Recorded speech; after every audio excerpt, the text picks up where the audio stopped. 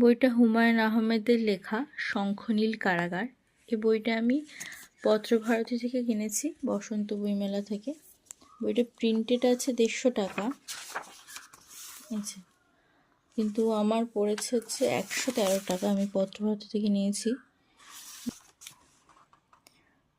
হুমায়ুন আহমেদ বর্তমানে খুবই চর্চিত একজন লেখক, বাংলাদেশের লেখক। তার লেখা কোনো বই আমার পড়া হয়নি, এটাই প্রথম বই যেটা আমি পড়ছি। বইটা মোটামুটি আমি 40 পৃষ্ঠা মতো পড়েছি। বইটা একদম নিম্নবিত্ত পরিবারের গল্প, যেখানে একজন গল্পকথক তার পরিবারের কথা দিয়ে শুরু করেছেন গল্পটা, তার বাবা মা এবং তার ভাই বোনদের নিয়ে।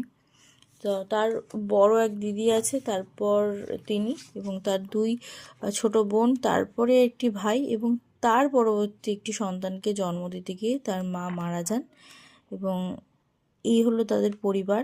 তার মা কি বংশের মেয়ে ছিলেন, তার বাবা মার সঙ্গে একে অপরের সম্পর্ক কেমন ছিল, তার ভাই বোনদের সঙ্গে একে অপরের সম্পর্ক কেমন, তারপর লেখকের একজন ভালোবাসার মানুষ এবং ভালো লাগা, তার তার সম্পর্কে বিষয়ে, তারপর লেখকের ভাই বোনদের জীবন নিয়ে গল্পটা এগিয়ে চলছে।